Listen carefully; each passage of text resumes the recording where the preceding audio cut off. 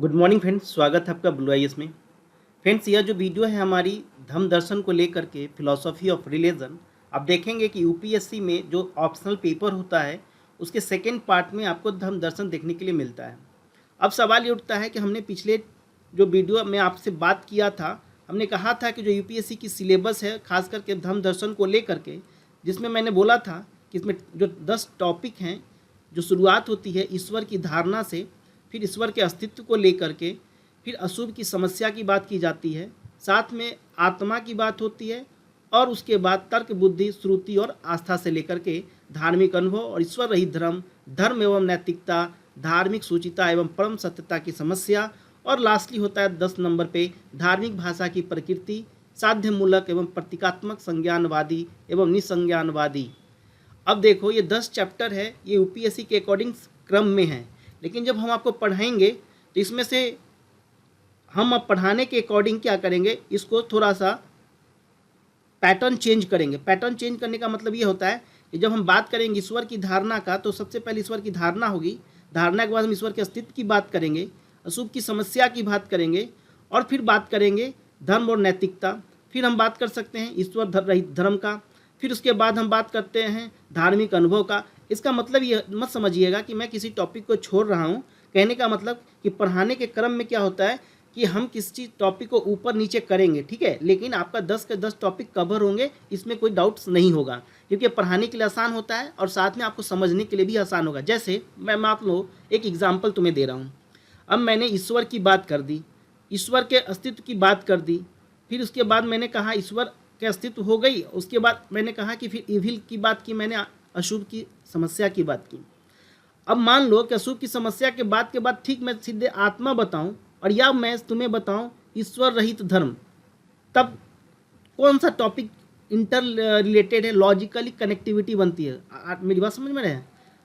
मेरे कहने का मतलब ये हुआ कि जैसे जैसे टॉपिक में लॉजिकली कनेक्टिविटी बनते जाएगी, उस तरह से हम टॉपिक को पिक करेंगे। तो ये ध्यान रखेंगे कि हम 10 के 10 टॉपिक पढ़ेंगे। हाँ, एक चीज़ आप लोगों को ये करना है कि जो भी बुक्स आपके पास है, जो भी क्लास के नोट्स हैं, जो भी आप पढ़ रहे हो, यदि जो बच्चे बुक्स ही पढ़े उनके पास कोई नोट्स नहीं है तो नोट्स आप PDF ले सकते हैं, और यदि बुक है तो बुक में एक काम करना कि जो भी बुक पढ़ना, ध्यान रखना कि जो बुक लिखी गई है वो यूपीएससी के लिए नहीं लिखी गई है। ये बात को दिमाग में रखिएगा। वो बुक लिखी गई है ग्रेजुएशन के बच्चों के लिए, BA के बच्चों के लिए लिखी गई है, ठीक है। बैचलर डिग्री के जो कोर्स कर रहे हैं यूनिवर्सिटी में जो बच्चे पढ़ते हैं उनके लिए वो किताबें लिखी गई हैं। तो उसमें टॉपिक्स ज़्यादा होंगे, डिटेलिंग बहुत ज़्यादा होगा, तो उतना आपको जाने की ज़रूरत नहीं है। बस आपको ये करना कि जो यूपीएससी का सिलेबस है उस सिलेबस को साथ में रख करके उस बुक को आप पढ़िएगा, ताकि आपको ये आपकी भटकाव ना हो और बुक में आप कहीं खो ना जाए, ठीक है। क्योंकि यहाँ आपको दार्शनिक नहीं बनना है, आपको मार्क्स गेन करना है, टॉपिक को कवर करना है, मल्टीपल रिवीजन करना है, ठीक है। तो इस चीज़ को ध्यान में रख करके इस टॉपिक को आप कवर कीजिएगा। अब देखिए, मैंने पिछले क्लास में आपके साथ क्या क्या बात की थी। मैंने आपको बताया था 2019 का जो मेंस का पेपर हुआ था उसमें मैंने बात की थी, और साथ में मैंने आपको बताया था कि दर्शन क्या है, दर्शन का काम क्या है। दर्शन का मैंने बोला था आपको कि इंक्वायरी करना है, तो भाई इंक्वायरी करना है तो कैसे करेगा और क्यों करेगा, क्या इंक्वायरी करना जरूरी है, इन सब चीज़ों को लेकर के मैंने आपके साथ बात की थी। और जो viewers first time direct second video को ही देख रहे हैं, तो मैं उनको रिक्वेस्ट करूंगा कि वो क्या करें कि पहली वाली वीडियो पहले एक बार देख लें, ताकि आपको लॉजिकली इंटरकनेक्ट करने में मदद मिलेगी इस वीडियो के साथ। उसके बाद इस टॉपिक को मैंने डिस्कस किया था आपका कि किस तरह से विचार बदलते हैं, फिर समाज हमारा बदलता है। यदि मान लो विचार में ही कमियां हैं तो समाज में भी कमियां होंगी। आपके विचार ही गलत हैं तो आपका बुनियाद जो विचार है वो गलत है, तो आप समाज भी वैसा ही क्रिएट करोगे, आप अपनी अर्थव्यवस्था भी वैसा ही क्रिएट करोगे, आप अपना पॉलिटिक्स भी वैसा ही क्रिएट करोगे। जैसा आपका विचार होगा वैसा ही आपका जीवन भी बनेगा। विचार बदलेगा तो जीवन भी बदलेगा। इन सब टॉपिक को लेकर मैंने काफ़ी डिटेल में आपके साथ बात की थी, और काफ़ी अच्छा रिस्पांस आप लोगों का मिला भी। मुझे बहुत खुशी होती है, आप लोग कमेंट करते हैं, आप लोग लाइक करते हैं, तो मुझे भी लगता है कि हम भी सही डायरेक्शन में काम करें आप लोगों के साथ। तो चलिए आज की टॉपिक को हम डिस्कस करते हैं फ्रेंड्स। आज की टॉपिक में हम आपके साथ बात क्या करेंगे, देखो आज थोड़ा सा मैं बात करूंगा प्रकृतिवादी धारणा के लेकर के, इम्प्लास्टिक नोशन की बात, पर्सनलिस्टिक नोशन की बात करूंगा, व्यक्तिवादी धारणा को लेकर के बात करूंगा, प्रकृति ईश्वर की धारणा को लेकर के बात करूंगा, और साथ में जो टॉपिक्स आएंगे ईश्वर का, जैसे आप देख रहे हो कि मनुष्य और जगत के साथ क्या संबंध है, इसकी बात होगी। ईश्वर के अस्तित्व के प्रमाण को लेकर के हम बात करेंगे। अशुभ की समस्या क्या है, क्यों है अशुभ की समस्या, इन सब को लेकर के हम बात करेंगे। साथ में हम बात करेंगे ईश्वर विहीन धर्म की संभावना, क्या ईश्वर के बिना भी कोई धर्म हो सकता है, क्या इसकी संभावना है, क्या इसकी कोई पॉसिबिलिटी है, हम इस टॉपिक पे भी बात करेंगे। और साथ में हम आपको बताएंगे कि जो धार्मिक ज्ञान होता है, जो धार्मिक भाषा होती है, जो रिलीजियस नॉलेज होता है, जो रिलीजियस लैंग्वेज होती हैं, वो होती क्या है, क्यों होती हैं, इसकी भी चर्चा हम करेंगे। और साथ में हम आपके साथ चर्चा करेंगे धर्म की भाषा को लेकर के, हम धार्मिक सत्य को लेकर के भी बात करेंगे। और एक चीज़ और बात करेंगे, यदि धार्मिक सत्य में क्या दिक्कतें हैं, क्या प्रॉब्लम है, क्या ट्रबल है, उसकी भी बात करेंगे। और एक चीज़ ध्यान रखिएगा, धर्म का सबसे बड़ा उपयोग जीवन में, धर्म का क्या योगदान है, कैसे योगदान है, इस चीज़ की भी बात करेंगे। और साथ ही कुछ महत्वपूर्ण जो और भी शब्दावलियाँ हैं, खास करके जो इसमें आपका सेकंड पेपर में धर्म दर्शन में जो हम यूज़ करेंगे आगे, उन शब्दावलियों को साथ में आपके साथ डिस्कस करेंगे, जिसमें से कुछ कारण होंगे, जैसे कारण कारता का सिद्धांत क्या होता है, कारण कारता होता क्या, आपको डायग्राम से कुछ दिख रहा होगा हिंट। दूसरा है कि गुण और क्वालिटी को लेकर के। तो देखते हैं आज कितना वीडियो हम 1 घंटे में कवर कर पाते, कितने टॉपिक को कवर कर पाते। यदि 1 घंटे में पूरी टॉपिक कवर हो गई तब तो अच्छी बात है, और नहीं होती है तो फिर मैं एक वीडियो और इस पर लेकर के आऊँगा जो 1.3 होगा। इसलिए स्टे ट्यून रहिए, और जो चैनल्स को सब्सक्राइब नहीं किए हैं कृपया इस चैनल को आप सब्सक्राइब कर लीजिए। और साथ में जो भी टॉपिक पे डाउट होता है आप कमेंट सेक्शंस में पूछ सकते हो। आप टेलीग्राम चैनल्स पे जाएं, वहाँ पे भी हम हमसे जुड़ सकते हैं, वहाँ भी आप अपने डाउट्स को क्लियर कर सकते हैं। बस ध्यान ये रखना है कि जो सेशन ऑनलाइन वीडियोज़ में अभी चल रही है उससे रिलेटेड क्वेश्चन पूछें, ताकि मैं भी आपको आसानी से जवाब दूँ, क्योंकि मेरे पास बहुत सारे मैसेज आ जाते हैं तो हर किसी को पॉसिबल नहीं हो पाता आंसर देना। क्योंकि आप लोगों को ऑलरेडी पता होगा कि हमने मेंस आंसर राइटिंग के भी इनिशिएटिव को कंटिन्यू कर रखे हैं, और ऑप्शनल को भी, तो वहाँ भी क्वेरीज़ काफ़ी आते हैं, वहाँ भी बच्चों आंसर लिख करके भेजते हैं, उनका भी इवैल्यूएशन करना होता है।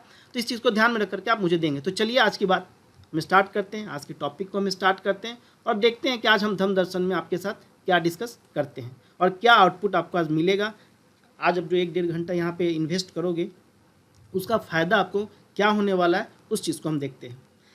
फ्रेंड्स, एक बात मैं क्लियर कर दूं यहाँ पे कि धर्म दर्शन जब हम पढ़ा रहे हैं आपके साथ, जो आज हम धर्म दर्शन की बात करेंगे, तो जो भी इंसान, जो भी फ्रेंड्स आस्थावान है, ईश्वर में अपनी आस्था बनाए रखें, लेकिन तर्क के रूप में ईश्वर को यहाँ पे देखना है, खास करके आपने पेपर को लेकर के।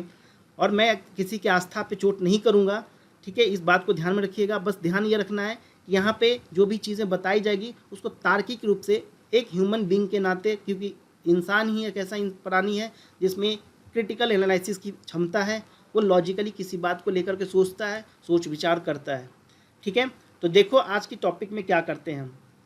आपको पता है कि पहली जो चैप्टर है आपका, वो चैप्टर मैंने आपको बताया था कि नोशन ऑफ गॉड्स की बात होती है, ईश्वर की धारणा, जिसमें देखा जाता है कि गुण मनुष्य और विश्व में से ईश्वर की क्या संबंध है, कैसी उनकी कनेक्शन है, इन चीज़ को देखते हैं।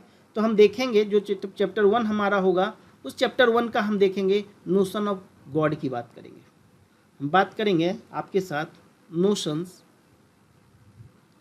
ऑफ गॉड, इसको हम बोलते हैं ईश्वर की अवधारणा, ठीक है। अब देखो, अब सवाल ये उठता है कि ईश्वर क्या होता है, क्या है ईश्वर, व्हाट इज गॉड।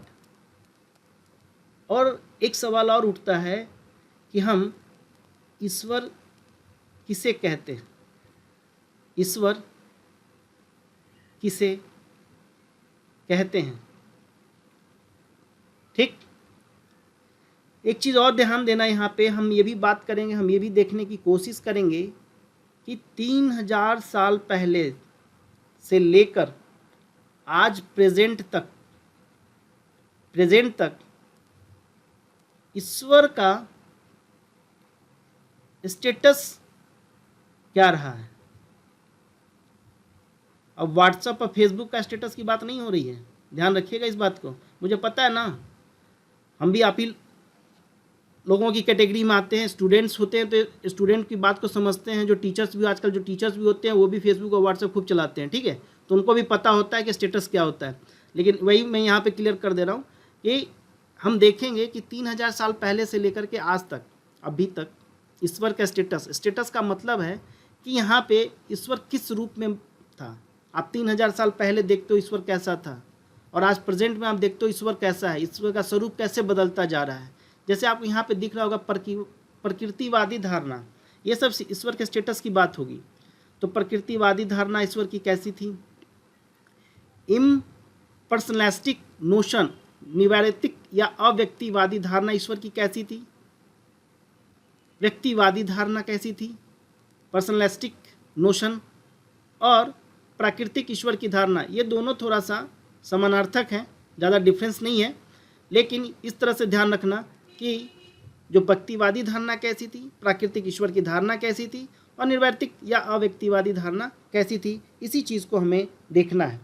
और बारी बारी से इनकी कमियों को देखेंगे। जैसे मान लो प्रकृतिवादी धारणा देखेंगे तो उसकी कमियों को देखेंगे, और यही आपका जो सिलेबस है नोशन ऑफ गॉड्स, उसके ये टॉपिक हैं, तो उसमें देखेंगे। ठीक है, तो ये ध्यान में रखना कि जब हम बात करें ईश्वर, तो यहाँ पे तार्किक रूप से ईश्वर की बात करना, आस्था, जब भी हमें जिस धर्म में है, जिस ईश्वर में मेरी आस्था है, आस्थावान हमें बने रहना है, आस्था हमें रखनी है। लेकिन यहाँ पे जब भी हम ईश्वर की बात करेंगे तो देखेंगे कि ईश्वर की जो तार्किक व्याख्या है या तार्किक एनालिसिस जो होती है, उसकी बात होगी। दूसरा हमने आपके साथ बोला था कि ईश्वर और मनुष्य, ठीक है, ईश्वर का मनुष्य के साथ, जगत के साथ कैसा संबंध है, के साथ क्या संबंध है। जैसे मान लो यहाँ पे सवाल ये उठेगा पहला कि जो ईश्वर है, ईश्वर क्या जगत में व्याप्त है? ठीक, पहला तो ये क्वेश्चन उठ सकता है। दूसरा क्वेश्चन यह उठ सकता है कि ईश्वर जगत से अलग है। ठीक, इन सिद्धांतों को हम देखेंगे, इन सिद्धांतों को हम देखेंगे और साथ में कहाँ कहाँ संगतियाँ हैं उसको देखेंगे। उसके बाद हम देखेंगे ईश्वर के जो अस्तित्व हैं, ईश्वर के अस्तित्व के प्रमाण की बात करेंगे। आपको यहाँ पे दिख रहा होगा मूर्ति के रूप में, आपको यहाँ पे दिख रहा होगा इस्लाम में कुरान के रूप में, और यहाँ पे दिख रहा होगा ईसाइयत में। ठीक है, फिगर से कुछ आपको समझ में आ रहा होगा। जब हम बात करते हैं ईश्वर के अस्तित्व क्या, ईश्वर के अस्तित्व के प्रमाण की, तो ध्यान रखना इस सिद्धांत के, जो ईश्वर के अस्तित्व का प्रमाण का जो सिद्धांत है, उसमें भी इसको भी हम जांच करेंगे। और जांच क्या करेंगे? हम जांच करेंगे कि क्या कोई प्रमाण या कोई सिद्धांत जो भी ईश्वर के प्रमाण की बात करता है या ईश्वर के सिद्धांत की बात करता है, क्या वो निर्विवाद रूप से सिद्ध करता है।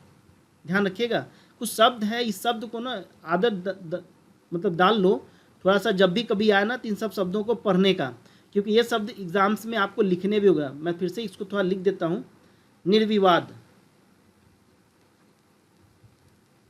ठीक है, निर्विवाद रूप में क्या सिद्ध कोई कर पाता है ईश्वर की अस्तित्व का प्रमाण या नहीं, और ईश्वर के अस्तित्व का यदि प्रमाण है भी या नहीं है, ये भी हम जांच करेंगे।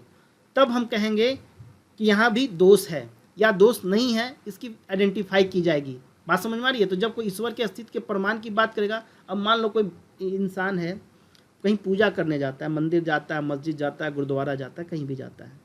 अब उससे तुम बोलोगे वो कि ईश्वर है, क्या जवाब आएगा उसका?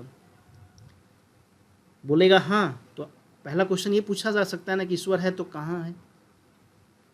समझे बात को? एकदम आप किसी के आस्था पे डायरेक्ट चोट कर रहे हो, लेकिन हम यहाँ पे अपने पेपर्स को कंप्लीट कर रहे हैं, यहाँ पे हम अपने टॉपिक को कंप्लीट कर रहे हैं। इसलिए मैं यहाँ पे बोल रहा हूँ कि यहाँ पे तार्किक रूप से इसको सोचना है। अगला जो चीज़ है वो चीज़ है यहाँ पे अशुभ की समस्या को लेकर के, इसको हम बोलते हैं प्रॉब्लम ऑफ एविल। ठीक है, प्रॉब्लम एविल की बात करते हैं। अब देखो, ईश्वर ने जगत का निर्माण किया। लोग कहते हैं ना कि जगत का निर्माण किसने किया? जगत का निर्माण तो ईश्वर ने किया। और ईश्वर क्या है? ईश्वर ने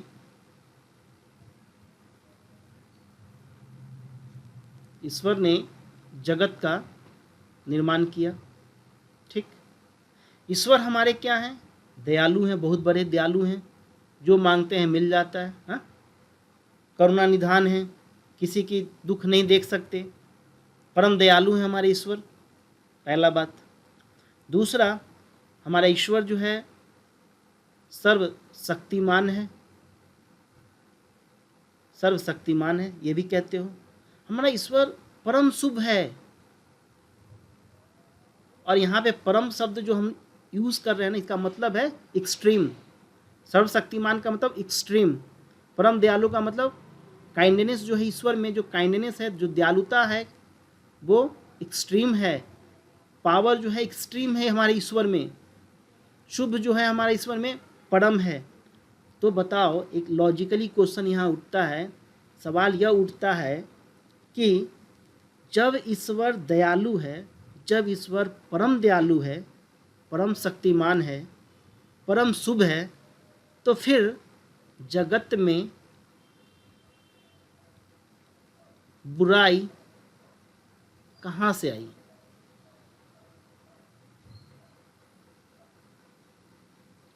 बात समझ में आई? क्या कहा हमने? हमने कहा कि ईश्वर ने जगत का निर्माण किया, ठीक है, हम मान लेते हैं। ईश्वर सर्वशक्तिमान है, चलो हम ये भी मान लेते हैं। ईश्वर परम दयालु, हमने ये भी मान लिया कि ईश्वर परम दयालु हैं। हमने कहा, हमें कहा गया कि ईश्वर परम शुभ है, हमने कहा कि ठीक है, हमने मान लिया कि ईश्वर परम शुभ है। तो सवाल यह उठता है कि जब ईश्वर परम दयालु हैं, जब ईश्वर परम शक्तिमान हैं, सर्वशक्तिमान हैं, जब ईश्वर परम शुभ हैं, तो फिर जगत में बुराई क्यों है? जगत में बुराई, सारा कंट्रोल तो ईश्वर के हाथ में ही है ना, क्योंकि ईश्वर तो बहुत बड़े सर्वशक्तिमान है, तो बुराई क्यों आने दे रहे हैं जगत में? आज कोरोना फैला हुआ है पूरे विश्व में। जो हिंदू धर्म को मानते हैं, जो ईसाइयत को मानते हैं, जो किसी भी धर्म को मानते हैं, बाइबल माने, कुरान को माने, सब ईश्वर को मानते हैं ना, और सब में ईश्वर है। किसी में रूप में है, किसी में निर्विकार है, किसी में आकार नहीं है, यही है ना। तो जब इतना ही बात है, तो ईश्वर के जब होते हुए कहाँ से बुराइयाँ आ रही हैं समाज में? समाज में इतने क्रूर इंसान कैसे बन जाते हैं? इतने घृणित अपराध क्यों करते हैं? ये सवाल उठता है इसके साथ, और ये सवाल पूछने का हक फिलॉसफी को मिली हुई है, क्योंकि आपको मैंने पिछले ही क्लास में बताया था, पिछले वीडियो में बताया था कि फिलॉसफी का कार्य क्या है।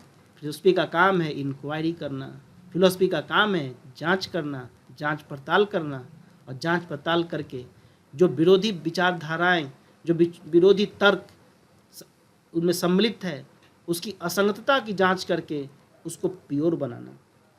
अब बताओ, ये सवाल तुमसे कोई पूछ सकता है ना, जब तुम कहोगे कि हम पूजा करते हैं, हम किसी ईश्वर को मानते हैं, और ईश्वर जब परम शक्तिमान है, परम दयालु है, परम शुभ है, तो सवाल पूछा जाएगा ना कि फिर जगत में बुराई कहाँ से आई? कहाँ से आई ये बुराइयाँ?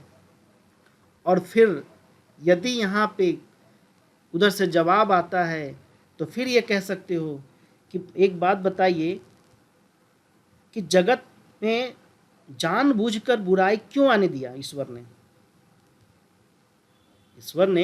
ईश्वर तो परम शक्तिमान है, तो रोक सकते थे ना, उन्होंने बुराई क्यों आने दी? और यदि ईश्वर ने जानबूझकर बुराई को आने दिया, तो फिर आप बताओ मुझे, हम ईश्वर को कैसे परम दयालु माने? समझिएगा बात को, मैं थोड़ा धीरे बोल रहा हूँ ताकि आपको क्लियर होता चला जाए। जब कहा गया कि ईश्वर ने जगत, ये जगत है, ठीक है, और प्योर शुद्ध जगत बनाया ईश्वर ने, और कहीं से इसमें एविल आ जाता है, एविल इसमें आ गया, तो ईश्वर के परमिशन के बिना एक पत्ता भी नहीं डोल सकता। आपने कहावत सुनी होगी ना कि ईश्वर के बिना चाहे एक पत्ता भी नहीं डोलता।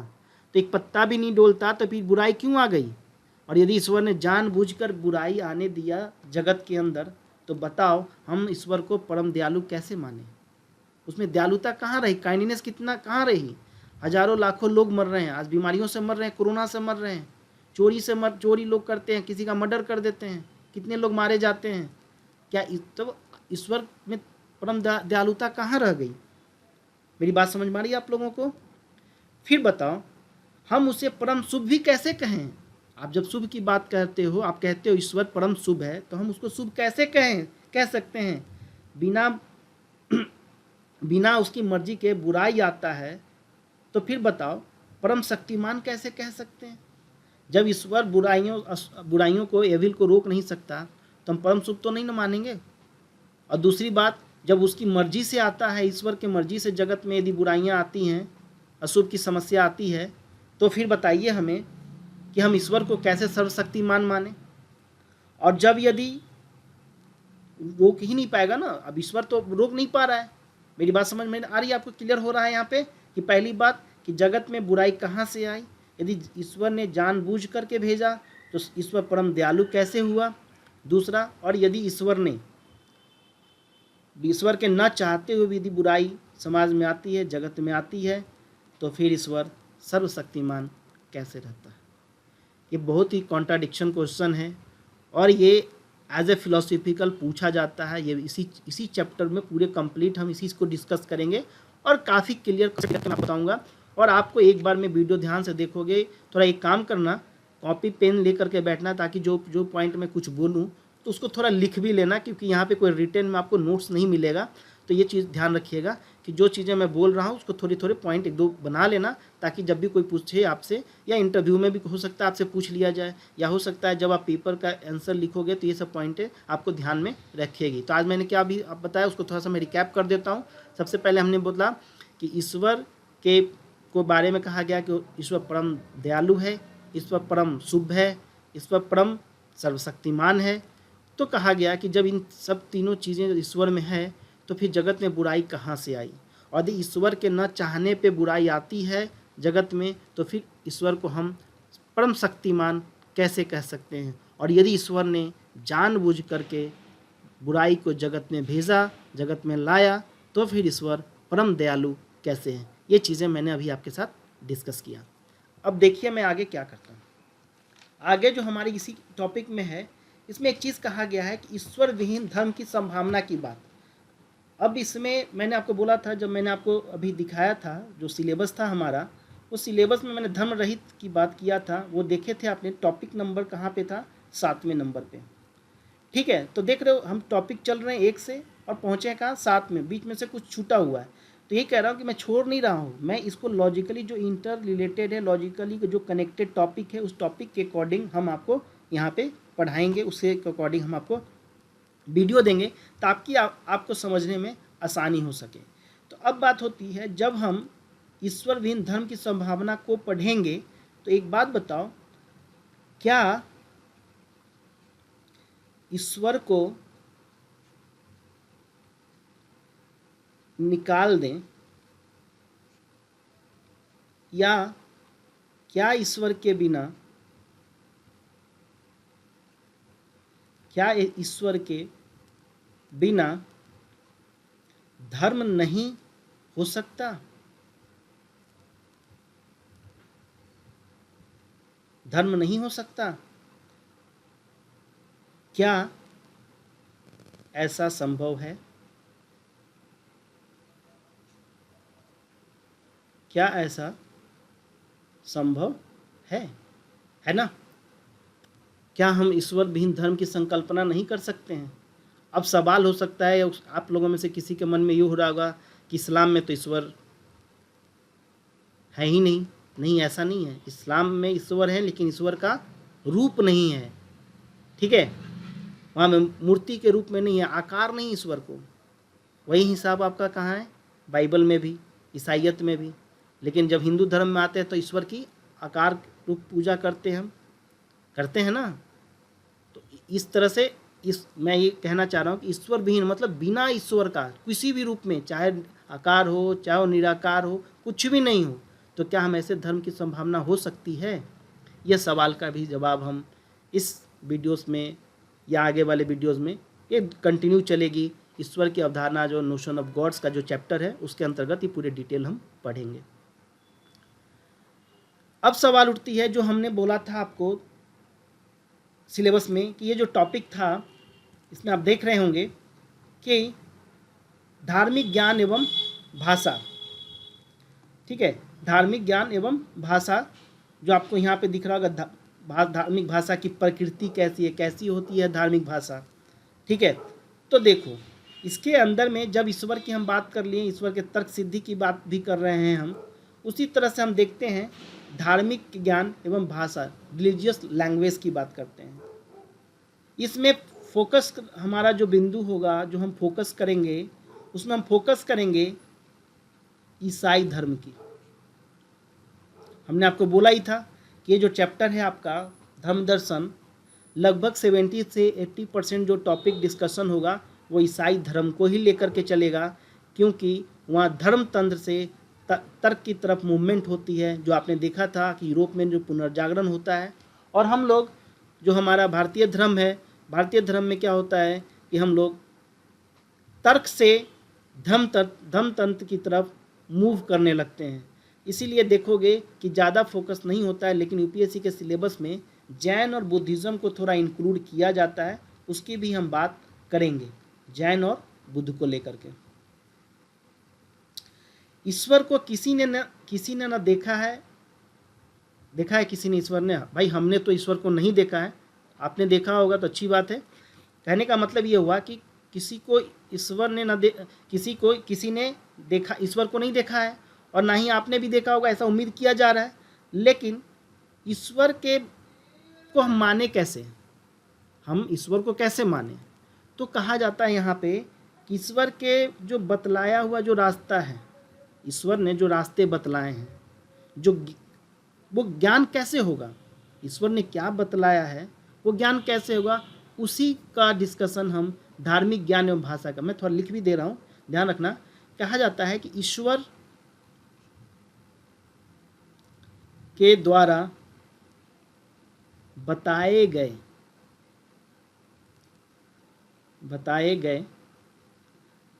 जो रास्ता है, जो मार्ग है, उसका ज्ञान कैसे होगा?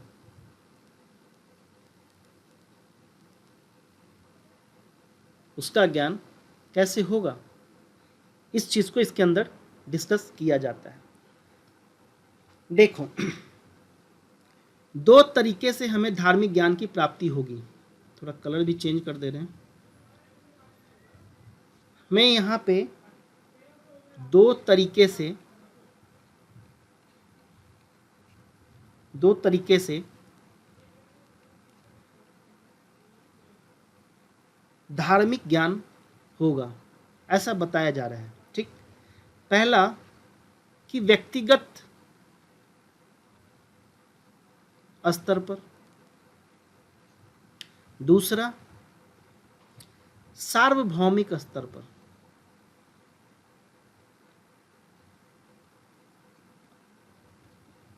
सार्वभौमिक स्तर पर अब देखो कैसे, जब हम बात करते हैं,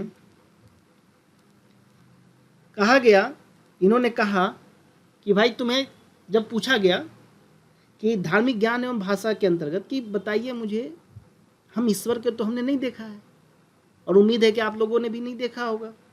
जो फिलोसफर हैं, जो दार्शनिक हैं, उन्होंने कहा कि ईश्वर को जब हम देख नहीं पाए तो आप कहते हैं कि हमें ईश्वर का ज्ञान कैसे होगा। और ईश्वर ने जो तरीके दिए हैं, जो मार्ग बताया है, जो बातें आप बताते हैं, ईश्वर की बातें ये फॉलो करें तो उसका ज्ञान हमें कैसे होगा, हम कैसे मानेंगे। तो कहा गया कि दो तरीका है जिससे आपको धार्मिक ज्ञान की प्राप्ति होगी। पहला तरीका उन्होंने बोला कि व्यक्तिगत स्तर पे, ठीक, इंडिविजुअल लेवल पे। दूसरा उन्होंने बोला कि सार्वभौमिक स्तर पे, मीन्स यूनिवर्सल लेवल पे, मतलब सबको होगा। कैसे, वो थोड़ा ध्यान से समझना, यहाँ पे बहुत इंटरेस्टिंग है। थोड़ा एक और कलर चेंज कर दें।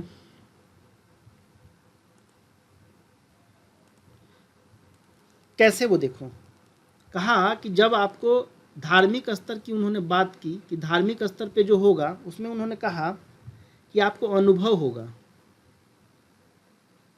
अनुभव के द्वारा, ठीक है, इंट्यूशन, जिसको इंग्लिश में बोलते हैं इंट्यूशन, मतलब अनुभव के द्वारा होगा। कैसे भाई, मान लो तुम लोगों में से किसी ने मिठाई खाई है।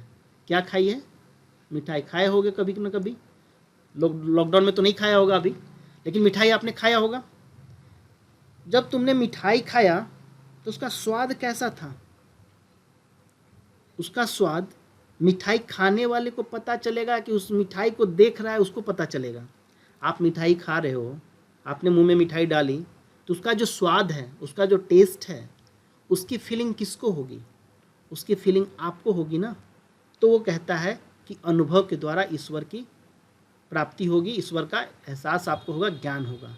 तो कभी कभी किसी को आप सुनते होंगे कि हम फलने मंदिर में गए और वहाँ पे क्या हुआ, मंदिर में जाए तो हमें बहुत ही शांति मिलती है।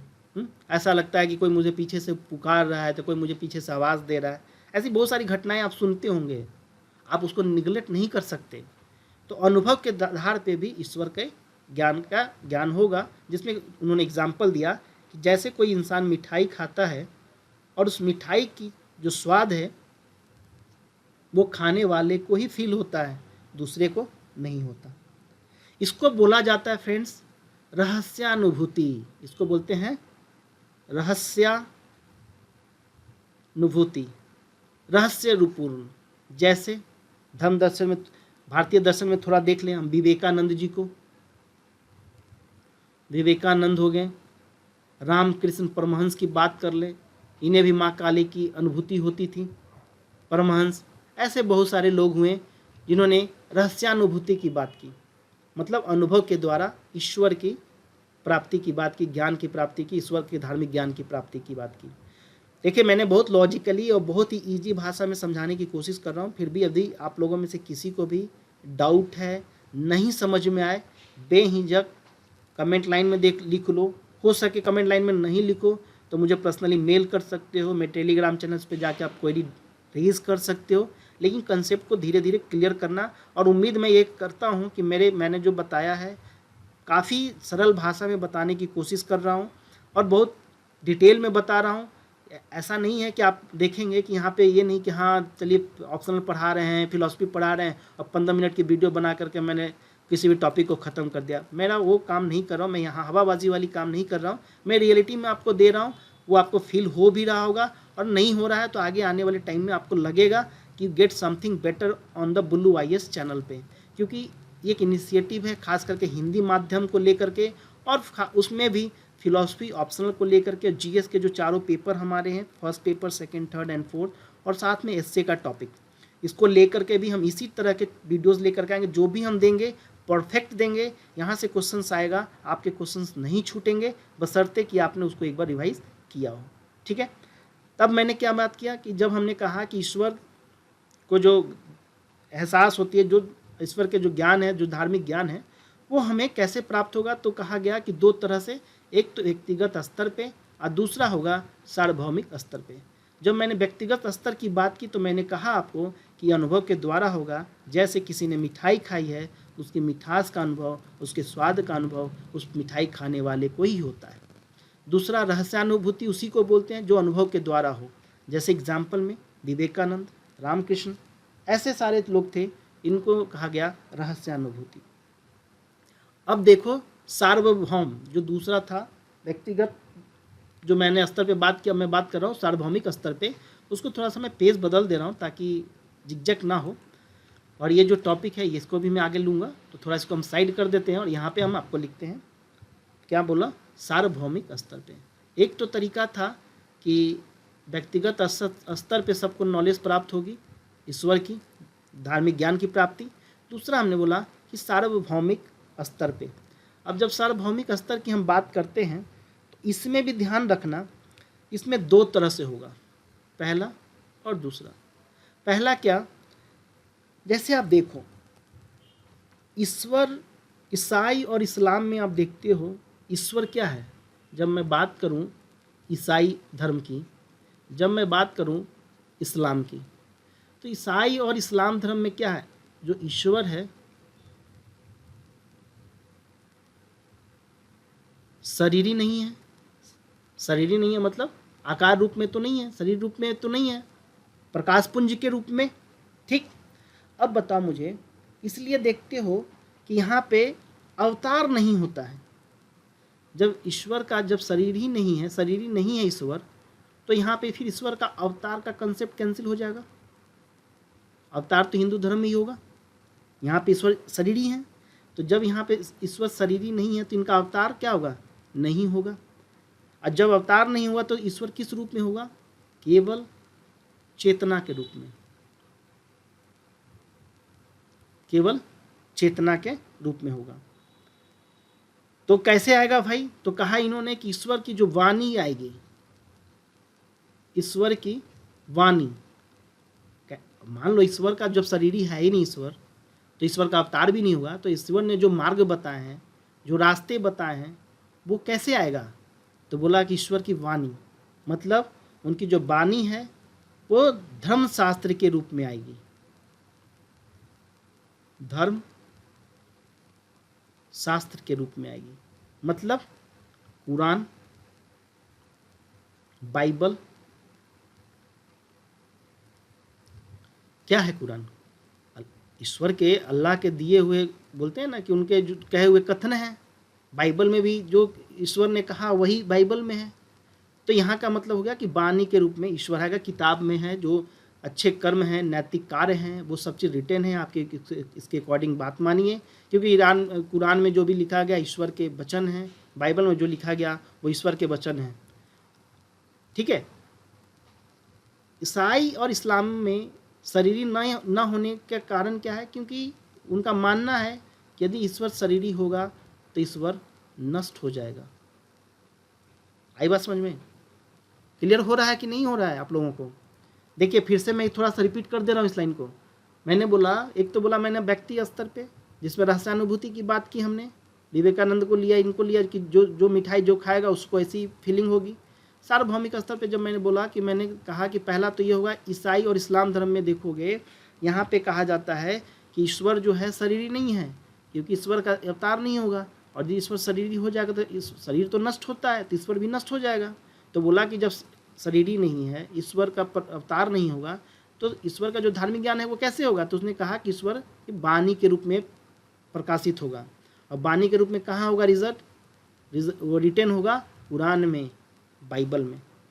दूसरा जो मैंने यहाँ पे पॉइंट कहा था, दूसरा में देखो, सेकंड जो पॉइंट है, इसमें कहा गया कि दैवीय जो प्रकाश है, इसका थोड़ा सा एग्जाम्पल मैं आपको प्रैक्टिकल एग्जाम बताऊंगा, भारतीय दर्शन में भी दैवीय प्रकाश के रूप में, मतलब आकाशवाणी के रूप में। आप लोगों में से बहुत लोगों ने श्री कृष्ण लीला देखा होगा टीवी पे, नहीं देखा होगा तो जान लीजिए, हो सकते हैं नए बच्चे ना देखे हों। तो उसमें कंस जो होता है, जब अपनी बहन को लेकर के वो उसके ससुराल पहुंचाने जाता है, तो रास्ते में एक भविष्यवाणी होती है, हे मूर्ख कंस, तो जिसको लेके जा रहा है इतने खुशी से, उसी का 8वां पुत्र तुम्हारा वध करेगा, ऐसा होता है ना। तो ये क्या हो गया, आकाशवाणी, दैवीय प्रकाश। तो इस तरह से भी ईश्वर आएंगे यहाँ पे और आपको उचित अनुचित जो बातें होंगी वो बताएंगे। तो दैवीय प्रकाश दूसरा हो गया। पहला हो गया सार्वभौमिक स्तर में कि जो शरीरी की बात करते हैं वाणी के रूप में, वही हो गया भारतीय दर्शन में। देख लो इस तरह से कृष्ण कैसे कंस का वध करेंगे, उसकी भविष्यवाणी होती है, देवकी का 8वां जो पुत्र होगा वो कंस का वध करेगा। तो ध्यान में रखना है कि हिंदू धर्म में अवतार का कंसेप्ट आता है, राम आ गए, कृष्ण आ गए। और भाई एक बात बताओ मुझे, फॉर एग्जाम्पल, बहुत ही प्रैक्टिकल बातें मैं पूछ रहा हूँ। राम आए तो उन्होंने क्या ज्ञान दिया, कृष्ण आए तो उन्होंने क्या ज्ञान दिया। आपको ध्यान में होगा, एक छोटी सी तस्वीर एक यहाँ पे पिक्स इंसर्ट कर रहा हूँ, चलो बता ही देता हूँ। जब कृष्ण आए और जब राम आए, राम ने क्या किया, राम ने बताया कि आपका भाई के प्रति आपका व्यवहार कैसा होना चाहिए, अपने माता पिता के प्रति आपका व्यवहार कैसा होना चाहिए, राम ने बताया। आपकी पत्नी के साथ आपका व्यवहार कैसा होना चाहिए, किसने बताया, राम ने। और जब कृष्ण आते हैं तो वो क्या करते हैं, कृष्ण आते हैं तो कुरुक्षेत्र के मैदान में क्या कहते हैं, हे क्षत्रिय, तुम्हारा धर्म है लड़ाई करना, लड़ो, ये होता है ना। तो जो भी अवतार भारतीय धर्म में हुआ, हिंदू धर्म में हुआ, उन्होंने भी एक एक मैसेज दिया। जब भी ईश्वर को लगता है कि तुम लोग भटक रहे हो तो उनका अवतार रूप आ जाता है और तुम्हें ज्ञान देके वो चले जाते हैं। यही कंसेप्ट है ना। राम आए तो उन्होंने बताया कि भाई के साथ कैसा प्रेम होना चाहिए, माता पिता के प्रति आपका कैसा होना चाहिए, हाँ, पत्नी के प्रति कैसा होना चाहिए। एक बात बताओ, पत्नी तो राम की गई थी, लंका लेके रावण लेके चला गया, और पूरी की पूरी वानर सेना को वो लेके चले गए ना। तो अब यहाँ पे देखो कितना एक धार्मिक बात है, मैं कह रहा हूँ कि यहाँ पे नैतिकता क्या जमा बताती है आपकी, कि एक किसी की पत्नी के लिए हजारों बानरों का वध करवा देना क्या उचित है। मैं आगे डिस्कस करूँगा, जब मैं आगे पेपर बताऊँगा, जब आप सेकेंड पेपर का ही जब सोशो पॉलिटी रीजन आपको पढ़ाएंगे ना, तो उसमें हम आपको बताएंगे कि किस तरह से इक्वलिटी और समानता की बात करते हो, कैसे धर्म चलता है, ये तो इसमें भी चल जाएगा। और वहाँ पे डिस्कस करेंगे इन चीज़ों को, क्या 5 ग्राम के लिए पूरे के पूरे कौरवों का मार देना क्या उचित है। अमृत सेन के जो बुक आती है उसमें भी आप पढ़ना, उन्होंने भी इस चीज़ को डिस्कस किया है, अमृत सेन की जो बुक आती है। तो इस तरह से आप देखोगे कि कैसे कितना कॉन्ट्राडिक्शन क्रिएट करता है, फिर उससे क्या निष्कर्ष निकलता है, क्या उचित है क्या अनुचित है। श्री कृष्ण ने यही कहा ना कि जब जब धर्म की हानि होगी तब तब मेरा अवतार होगा, मैं अवतार लूँगा। तो इस तरह से देखते हो कि आकाशवाणी के रूप में, अवतार के रूप में ईश्वर आपको टाइम टाइम पे आकर के आपको ज्ञान देते हैं। इस तरह के धर्म की भाषा की प्राप्ति आपको होती है। अब देखिए जो अगला टॉपिक था इसी में, जो धर्म की भाषा की बात करें, धर्म के ज्ञान की अभी मैंने बात की, अब धर्म की भाषा की थोड़ी सी बात कर ले। अब जब हम धर्म की भाषा की बात करते हैं, इसके पहले मुझे एक काम करना पड़ेगा, मुझे एक ब्लैंक पेज लेना पड़ेगा। तो सो वेट फॉर द 1 मिनट्स, हम एक पेज ले लेते हैं। ये रहा धर्म की भाषा जो है, धर्म की भाषा को लेकर के अगले चैप्टर में मैं डाल दूँ इसको, ताकि आपको जब आप स्लाइड देखें तो आपको कन्फ्यूज़न ना हो। देखो, धर्म की भाषा को लेकर के भी कुछ विवाद हैं, और ख़ास करके जो मूल विवाद है धर्म की भाषा को लेकर के, देखोगे मूल विवाद की मैं बात करूं, वो है धार्मिक भाषा की क्या यह सार्थक है या निरर्थक है। निरर्थक है मतलब मीनिंग फुलनेस। कैसे, वो देखो। मान लो मैं एक शब्द लिखता हूं, यहां पे मेरे पास लैपटॉप है, मैंने लिखा लैपटॉप। जब मैं लैपटॉप तुम्हें बोल रहा हूं तो तुम समझ रहे हो कि लैपटॉप है। क्यों? क्योंकि इसका एक पिक्चर्स तुम्हारे दिमाग में बन रहा है। मैं जब बोलूं कि मैं एक राइटिंग पैड यूज़ करता हूं, तो आप लोगों में से कितने लोगों ने देखा होगा पिक्स बन रहा है राइटिंग पैड का। या चलो मैं सिंपल सी बात करूँ, मैं बात करूँ कलम। तो कलम जब शब्द का मैं यूज़ कर रहा हूँ तो आपके दिमाग में एक पिक्चर बन रहा है कि नहीं बन रहा है? पिक्चर बन रहा है। लेकिन मान लो मैं एक शब्द लिखूं,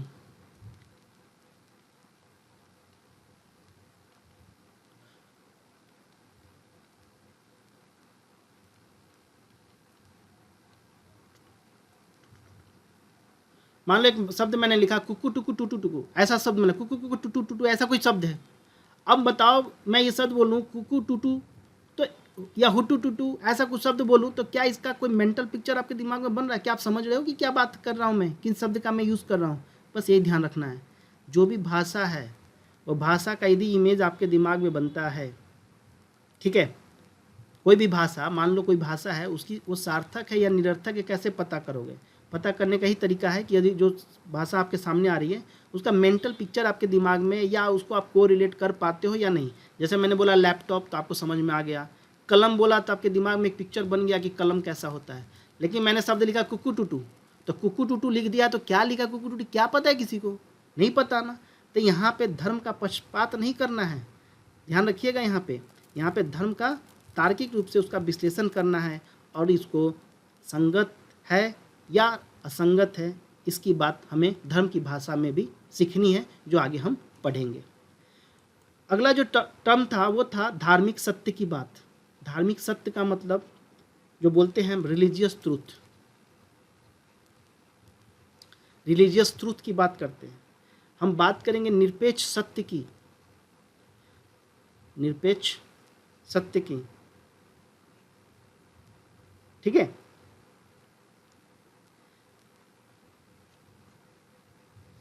ध्यान रखिएगा ये बात कि कोई भी सत्य अंतिम सत्य नहीं होगा, कोई भी जो सत्य होगा ना वो अंतिम सत्य नहीं होगा, क्योंकि निरपेक्ष सत्य जब कर दोगे तो वो अंतिम होगा। निरपेक्ष सत्य कर दोगे तो क्या हो गया, जब धर्म को तुमने एकदम निरपेक्ष मान लिया, कहते हैं ना कि हमारे धर्म में कोई कमी ही नहीं है, इस चीज़ को तुम एक्सेप्ट करने के लिए तैयार ही नहीं हो। जब तुम तैयार ही नहीं हो तो उस पर डिस्कशन कैसे होगा भाई, डिस्कशन होने का सवाल ही नहीं होता है। और जब डिस्कशन नहीं होगा तो उसमें जो असंगतियाँ हैं वो दूर ही ना होंगी। तुम क्या बनोगे, उस धर्म को लेकर के एक तुम्हारे एक्सट्रीमिज्म आ जाएगा, तुम्हारे में कट्टरपंथता आ जाएगी, क्योंकि अपने धर्म को सर्वश्रेष्ठ मानते हो और दूसरे धर्म को आप नीचे मानते हो, और अपने धर्म में आप कोई कमियां हैं तो उसको एक्सेप्ट करने के लिए तैयार नहीं हो। आपने बोला कि इस बुक में ये लिखी हुई है तो सत्य है 100%। तो भाई जब निरपेक्ष सत्य की बात कर लोगे, जब तुम कह रहे हो कि तुम्हारा जो धार्मिक सत्य वो निरपेक्ष है, अंतिम है, तो बताओ कि उस सत्य में, उस धार्मिक में क्या बहस की गुंजाइश रहेगी? जब बहस की गुंजाइश ही नहीं होगी, मतभेद ही नहीं रहेगा, तो फिर उसको तुम कैसे रेक्टिफाई करोगे?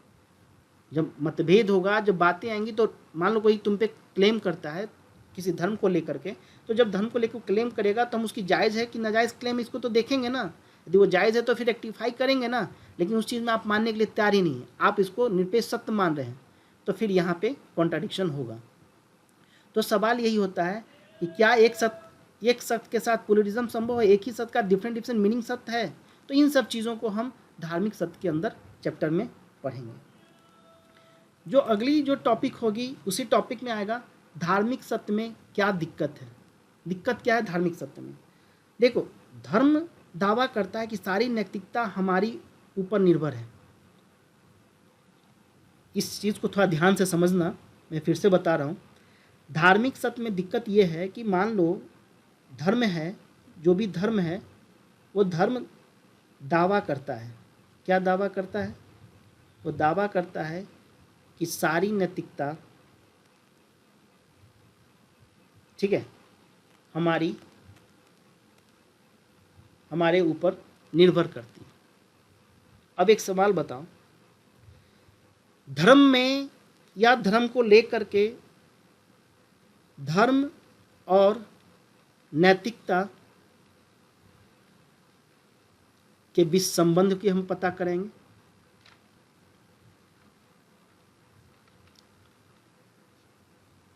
पता करेंगे तभी तो पता चलेगा ना कि नैतिकता है भी या नहीं है। अब यहाँ पे 3 बातें आएंगी। पहला बात ये आएगा, 3 कंडीशन बनेगा।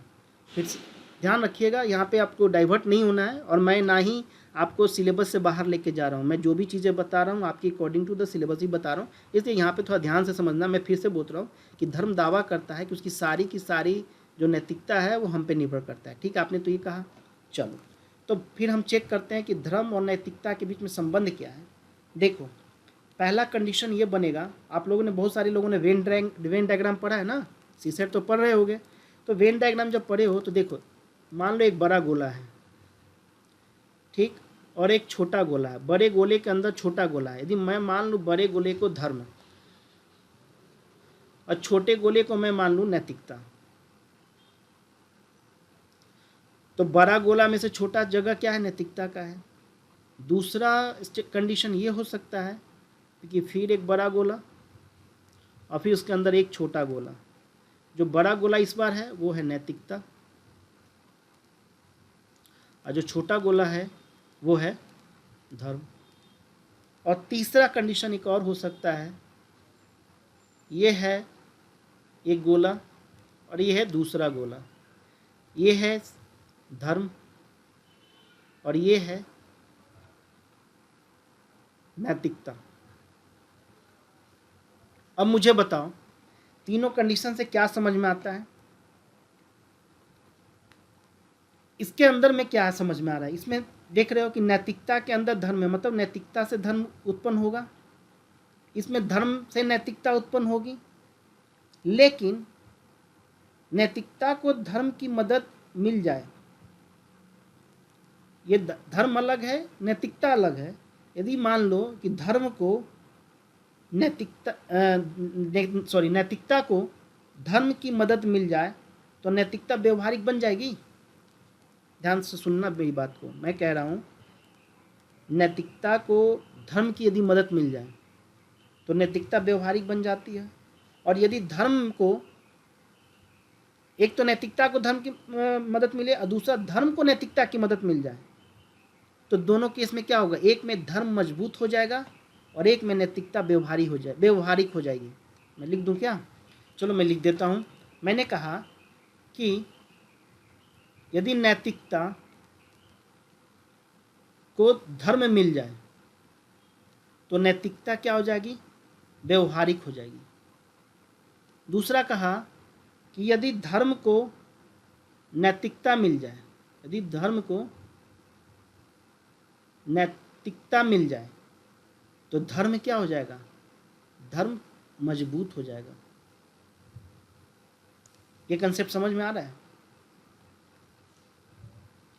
हमने क्या किया, धार्मिक सत्य में दिक्कत क्या है, क्योंकि धर्म तो दावा करता है ना कि सारी नैतिकता, हमारी जो सारी नैतिकता क्या है वो हम पे डिपेंड करती है, हम पे ही डिपेंड करती है।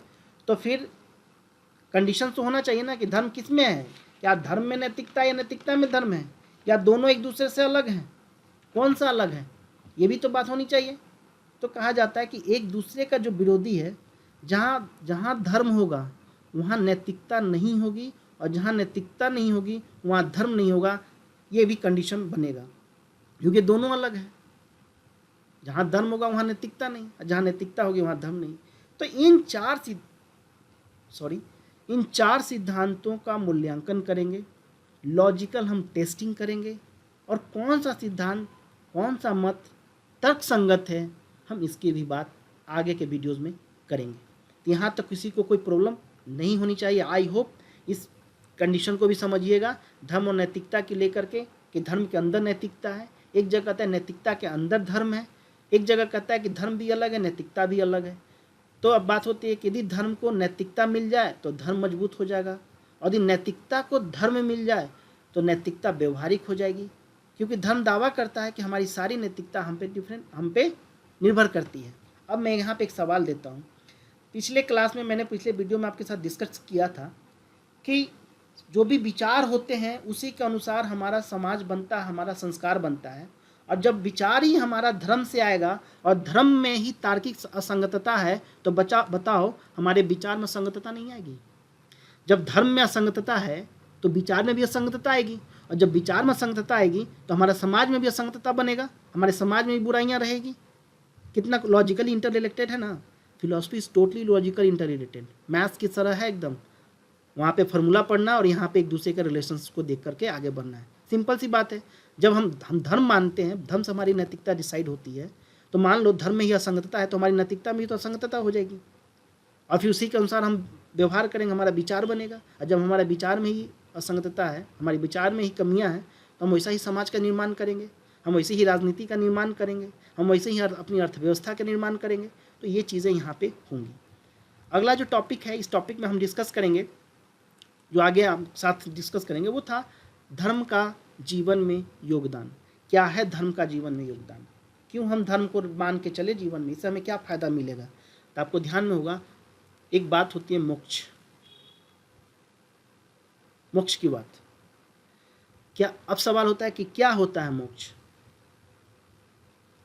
मोक्ष क्या है।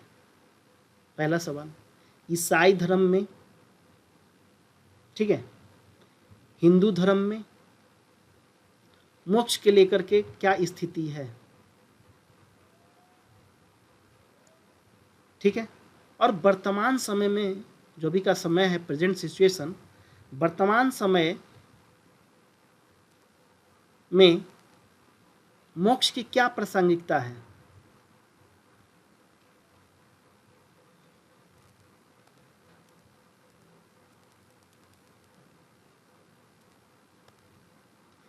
ठीक है, अब बताओ, इस चैप्टर को ना बहुत डिटेल में हम पढ़ेंगे जब हम भारतीय दर्शन पढ़ेंगे ना, इंडियन फिलॉसफी, भारतीय दर्शन जब हम पढ़ेंगे तो उसमें बहुत पढ़ेंगे, जैन को लेकर के, बुद्धिज्म को, किस तरह से मोक्ष की बात वो करते हैं, क्या मोक्ष मरने के पहले मिलेगा कि मोक्ष बाद में मिलेगा, जैनिज्म को लेकर मोक्ष की बात कैसे कर रहा है, मोक्ष मरने के पहले या मरने के बाद, ठीक। फिर उसके बाद इसी में हम देखेंगे जब मोक्ष मिलेगी तो किसको मिलेगी, तो बात आएगी आत्मा की अमरता की। तो सवाल उठेगा क्या मरने के बाद भी जीवन है?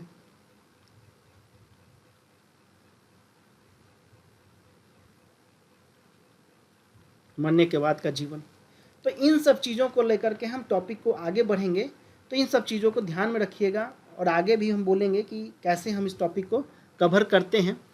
इस टॉपिक को काफ़ी लंबी वीडियो हो जा रही है, मुझे लग रहा है कि एक पार्ट और बनेगा, तब जा कर के आपका पूरा इंटर को रिलेशन जो है चैप्टर्स का, पूरा चैप्टर्स का डिटेल हो जाएगा और फिर जाकर लगता है टॉपिक स्टार्ट हो पाएगा। तो मैं कोशिश कर रहा था किसी वीडियोज़ में हो जाए, लेकिन मुझे लग रहा है कि ज़्यादा समय होगा, तो चलो कोई नहीं, नेक्स्ट वीडियोज़ में फिर लेकर के आता हूँ, उसमें मैं बाकी चीज़ों को डिटेल करूँगा।